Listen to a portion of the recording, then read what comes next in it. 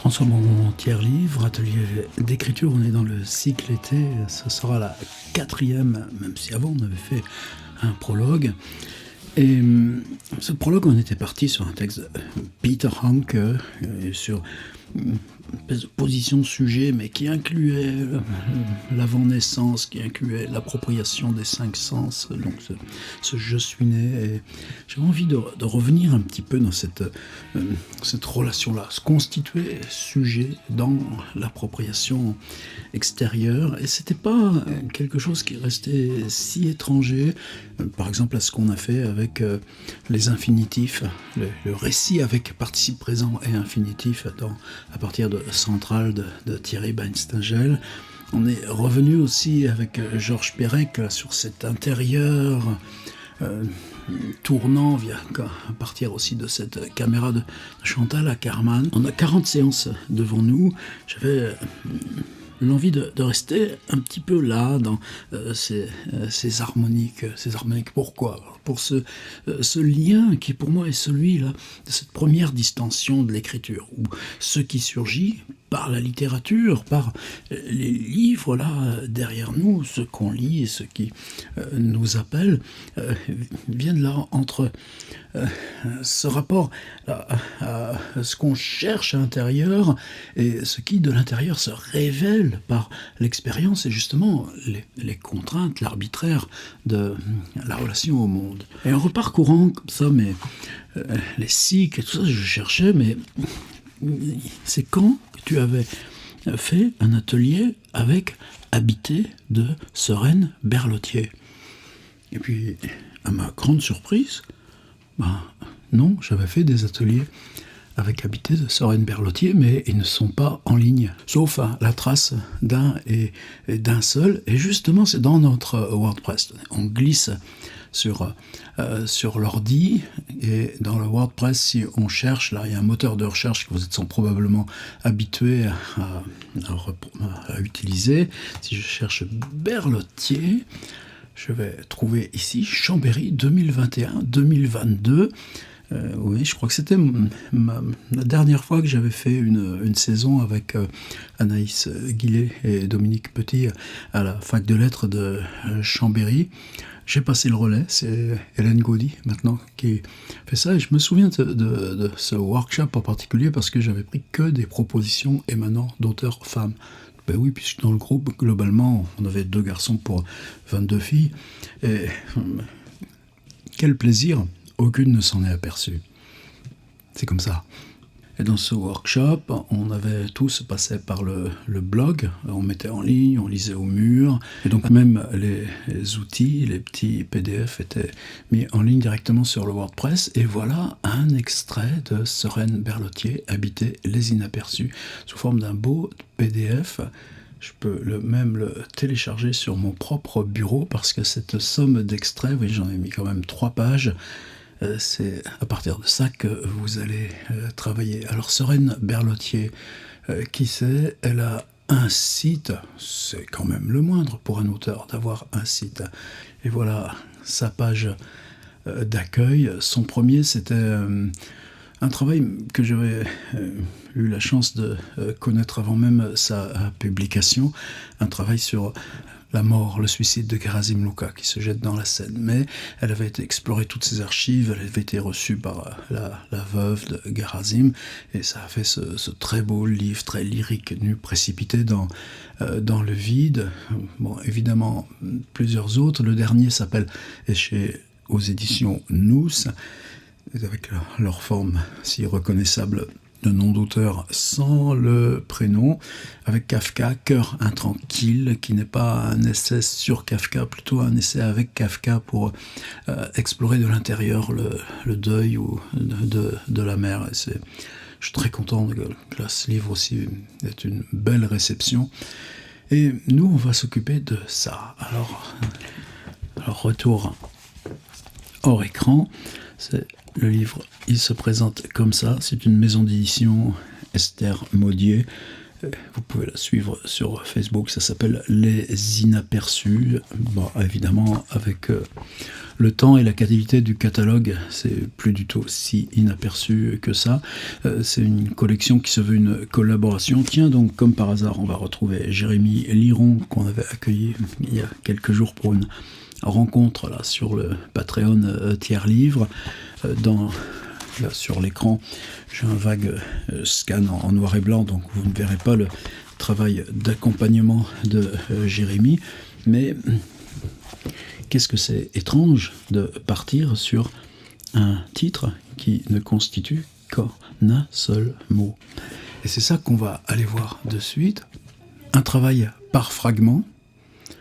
Ça, c'est ce que je voudrais qu'on explore aujourd'hui. Le fragment, c'est une forme évidemment majeure, à part entière, sans parler de gens comme Edmond Jabès, qu'on ira peut-être revisiter aussi, ou chez Blanchot, pour prendre en tout cas les moments là où les gens qui travaillent sur la question du fragment en lui-même, c'est-à-dire habiter, si vous en faites 3 ou 4 fragments, franchement ça n'a pas d'intérêt. Mais si vous vous dites, et si je fatigue, et si je vais jusqu'à 10, et si justement l'intérêt de ce genre de cycle, c'est que il y a une proposition tous les jours, on a du temps, on n'a pas de temps, on le fait quand même, on le fait pas, oui, mais si justement, précisément, on le fait quand même parce que c'est sous la pression. Et parce que c'est sous la pression, on ne fait pas 3 fragments, mais on se dit, je vais jusqu'au 10. Je ne vous demande pas qu'il soit long. Mais si on va jusqu'au 10, forcément, les premiers, ce sera fastoche. Ensuite, on viendront quelques-uns qui seront de la résistance. Et puis, on viendra forcément 1 ou 2 ou 3 qui seront totalement de la découverte. Et ça, ça vaut le coup. C'est le grand avantage, le grand risque, le grand défi de l'atelier d'écriture. Mais si vous prenez ce mot et vous dites, je ne fais pas, non pas 10 fragments, comme on va le faire là, nous, dans cette 4e proposition du cycle, mais que comme Sereine, vous alliez en faire 144.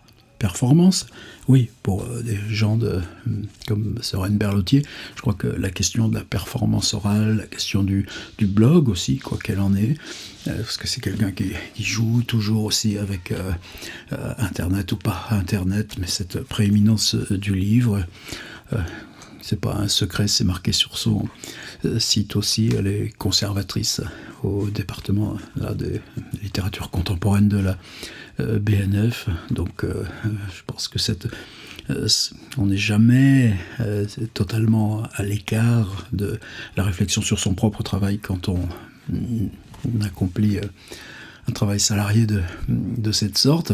En tout cas, 144 fragments, ce qui est une des premières signatures là, de Sereine Berlotier dans ce travail, c'est en quoi la question de la lecture et de l'écriture vont être complètement liées. C'est-à-dire, on avance dans un fragment parce que on lit, tout simplement, premier fragment, ce sera le conte célèbre des 3 petits cochons, mais ensuite ce sera à propos de Mona Chollet parlant de l'architecte Bouchain. Et la réflexion à partir de la lecture fait que le fragment suivant va être vous, là. Comment vous vous glissez là-dedans? Vous lisez le très beau livre de Marielle Massé sur les cabanes. Bon, un fragment va venir ensuite qui sera vos cabanes ou votre relation à la cabane. Cabane, c'est facile d'écrire. Oui, mais s'il y a 144 fragments surhabités, on les regarde un peu. Dans les versions les plus anciennes du conte des 3 petits cochons, les 2 premiers petits cochons meurent, dévorés par le loup, une fois leur maison détruite. Dans d'autres versions plus récentes, adoucies, les 2 petits cochons imprévoyants, quelle idée de bâtir en paille ou en bois, se sauvent chez le frère, le seul architecte digne de ce nom de la famille, puisqu'il a construit sa maison en pierre ou en brique, maison dont le conte précise qu'elle est fort semblable à celle dont leur mère les a priés de partir. Il n'y a pas le mot habiter. Mais dans la lecture de Bruno Bettelheim, oui, et ça y est, petit à petit, c'est parti. La petite fille des villes à qui je lis et relis Les Trois Petits Cochons ne demande jamais ce que peut bien être une maison de paille. Rapport à soi et à sa propre expérience, et on continue comme ça. Un livre comme une cabane, là vous voyez, il suffit d'une ligne pour faire un fragment. Mais si on le rejoue, un livre comme une cabane, virgule, mais en plus confortable. Et tout d'un coup, là encore, la répétition du fragment devient une avancée. L'homme qui dort dans le livre de Pérec mesure précisément sa chambre, ce galetas long de 2,92 m, large d'1,65 m, soit un tout petit peu plus de 5 mètres carrés. Et on va revenir sur L'homme qui dort de Georges Perec. Dans la belle maquette là, des Inaperçus, vous voyez que là, en vis-à-vis, on a juste la petite référence bibliographique, là, en tout petit caractère dans la marge, la question des ruines. Je connais des ruines qui n'émergeront que de leur état de ruine que dans 10 ou 20 ans. C'est-à-dire que nous, sur les 144, je crois que j'en ai sélectionné là, une vingtaine dans mon petit extrait en 3 pages. Il suffit de prendre les thèmes de Sereine Berlotier, puis dire, allez, s'il te plaît Sereine, laisse-moi la place une seconde, c'est moi qui écris à ta place. À qui la maison appartient-elle ? On a souvent fait ça, ce jeu. Autant j'aime pas les points d'interrogation dans un texte, parce que c'est souvent les échafaudages. C'est-à-dire, on se pose une question, on l'inscrit à mesure de l'avancée du texte, et ensuite il faut l'avancer. Mais quand on explore la question en tant que telle, là ça devient une forme. On l'explorait récemment à partir du texte de Claude Ponty, question sans importance. Un ami écrivain en résidence m'écrit depuis une cabane d'écriture. Il m'envoie les bruits de la nuit. Quand je recopie cette phrase du carnet vers l'ordinateur, quelques mois après l'avoir inscrite, l'ami est mort. Les cabanes et les chalets, vous savez qu'on avait aussi travaillé ça quand on avait fait une proposition à partir de Annie Dillard sur son livre « En lisant, en écrivant ». Il s'agit de quoi ? Elle reprend dans chaque chapitre, pour l'écriture de chaque livre, où et comment elle s'était installée, dans quel écart. La nuit des forêts, ce qui se joue dans Boucle d'or, on a glissé des 3 petits cochons à Boucle d'or. La question de la maison est toujours prééminente. À la radio, une habitante de Miami explique qu'elle ne quittera pas sa maison malgré le passage annoncé d'Irma, ouragan de catégorie 5. Les vitres sont faites pour résister à de tels vents. Le parking est au 2e étage. Elle s'est organisée avec les voisins. Chacun sait qui est là et prendra soin des autres.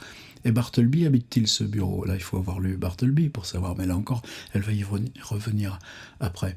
Intéressant aussi, à 18 ans, j'ai habité quelques années une chambre de bonne au 7e étage d'un immeuble bourgeois.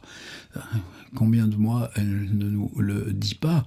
Et est-ce qu'à 18 ans, c'était la première fois qu'elle habitait seule ? Et est-ce que c'était dans une chambre louée où une très vieille femme habitait elle aussi cet étage ? Nous partagions les toilettes communes sur le palier. Elle sentait mauvais, marchait très lentement. Les toilettes, pas la vieille, ou les vieilles, ou la vieille, pas les toilettes. Sans doute la peur ou la répugnance que m'inspirait son dénuement, la misère de l'autre.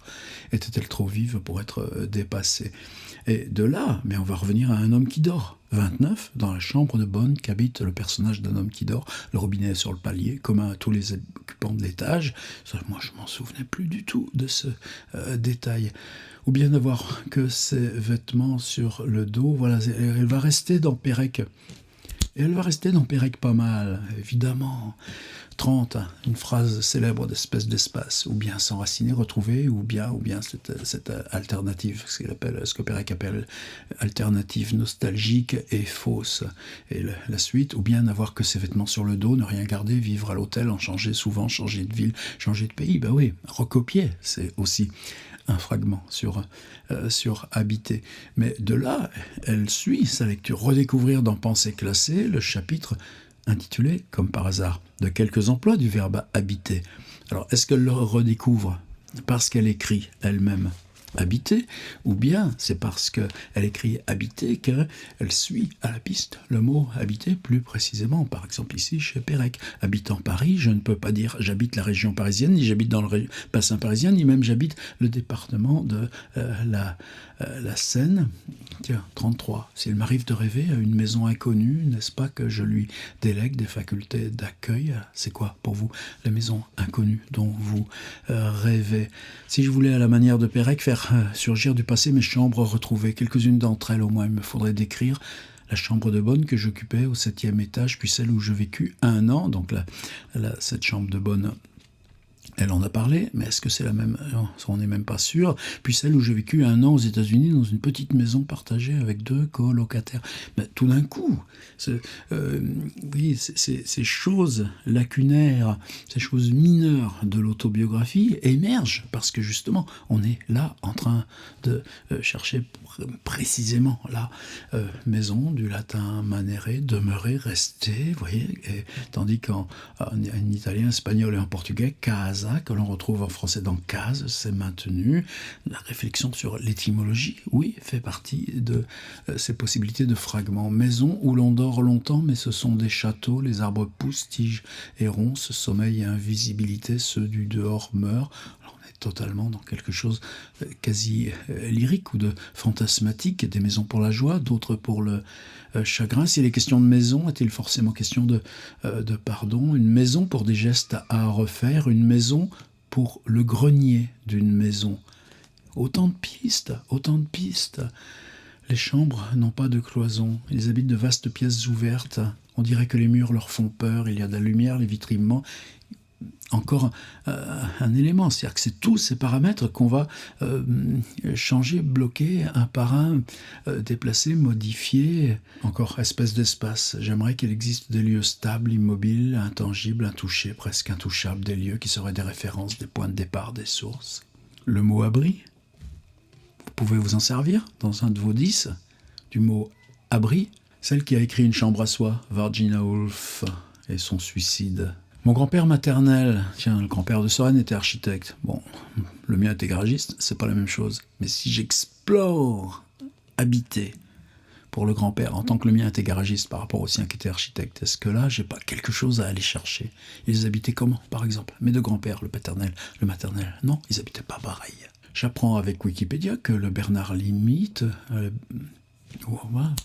part partout, les animaux. J'apprends avec Wikipédia que les Bernard l'ermite changent de carapace régulièrement pour trouver un logement adapté à leur croissance. Et on revient, donc c'est là où on va parler de ce formidable architecte qu'est Patrick Bouchain. Cécile Portier, la chambre où j'écris est si petite, je l'emporte avec moi absolument tout le temps. Je suis en réunion, j'ouvre ma chambre. Je suis dans le métro, j'ouvre ma chambre. Je marche dans la rue, j'ouvre ma chambre. Au risque du poteau. Et de là, on revient à Virginia Woolf. Perdre une maison. Perdre une maison sans doute, mais cette maison, on ne la possédait pas, on ne l'avait jamais possédée. Ce n'était une coquille fragile, creusée dans la matière des sensations, des images, des situations vécues ou rêvées. Vous vous souvenez de La Maison Rose de Pierre Bergogneau, le gars qui s'arrête avec sa voiture devant ce qui était la maison d'enfance des cousins, et puis hésitant même à aller frapper à la porte, mais il voit les balançoires, les enfants, il voit que tout a été changé, puis finalement, il redémarre sa voiture. Ça aussi, habiter, c'est une variation possible. Habiter, on peut faire des fausses définitions, c'est encore un fragment.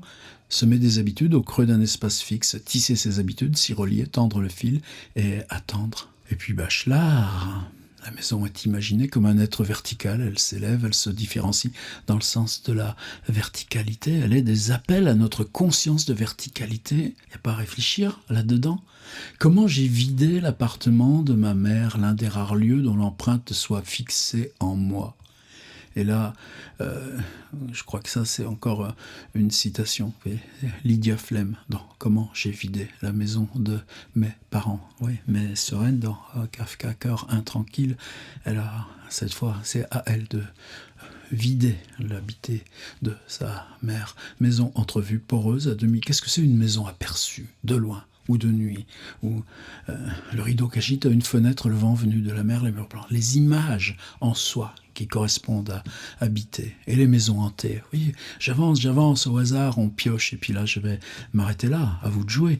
C'est quoi? C'est très simple. Ouais, c'est comment l'outil dont je vous propose l'exploration aujourd'hui, pour cette 4e proposition de notre cycle été, c'est la variation par fragment autour d'un mot. Et ce mot, on va faire en sorte qu'il soit le même pour nous tous et nous toutes. Il est suffisamment général, il est relié à notre prologue via Peter Hanke, il est relié à nos infinitifs via Beinstengel, il est relié à nos chambres via Ackermann et Pérec. Ce sera le mot, le verbe, à l'infinitif, Habité pour sa généralité. Et merci Sereine Berlotier. La première demeure n'avait-elle pas été de mots? Et chaque fragment, en gros, de Sereine Berlotier, c'est quoi ce genre de lecture? Qu'est-ce qui est intéressant?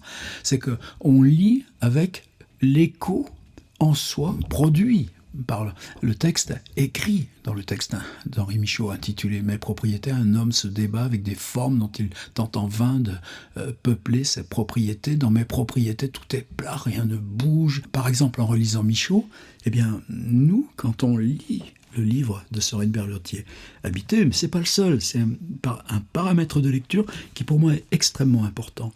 C'est l'intensité de la lecture, c'est pas soi-même simplement lié au texte, c'est soi-même découvrant cette espèce d'écriture palimpseste, c'est-à-dire ce qu'éveille en nous ici de personnel, qu'on en soit conscient ou pas conscient, que ce soit révélé ou pas révélé, mais que lève à mesure uniquement de nous-mêmes le fragment qu'on est en train de lire. Et ça, on peut reproduire ce schéma-là.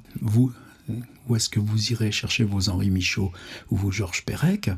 Et puis, comment vos déclinaisons du verbe habiter, habiter quelque part, ce serait, tiens, ce qu'on vient de faire sur le conditionnel. Habiter, habiter. Finir sur celui-ci. En 2017, la Fondation Abbé Pierre lance une campagne de communication pour dénoncer le mobilier urbain anti-SDF dont l'utilisation se généralise en ville, empêchant les sans-abri de s'approprier les recoins, les plis, les interstices que la ville invente, picots, barres, poteaux, plans inclinés, semis de cailloux, s'emploie à leur rendre plus inhabitable encore. La ville travaille à moitié invisible, parfois déguisée sous divers prétextes décoratifs pour lesquels certains urbanistes font preuve d'une étrange créativité. Chambre d'hôpital, chambre des cliniques, l'appartement soyeux et rafistolé, la scène de tornade dans Buster Keaton. Imaginons un livre qui ferait le récit d'un amour par la traversée de ses chambres. La première chambre, une chambre sans caractère dans un hôtel de campagne, les chambres étrangères en voyage, l'appartement. Je vous dis, c'est infini. C'est infini pourquoi? Parce que déjà, en nous-mêmes, il est infini, le mot habiter. Voilà, quatrième proposition, Sereine Berlotier, habiter. Et je termine en revenant ici sur notre WordPress. Dans cet atelier qu'on avait fait à Chambéry, eh bien, les textes, il y a un petit... vous voyez à quoi ça sert, les petits mots-clés? Les catégories sur lesquelles j'incite toujours.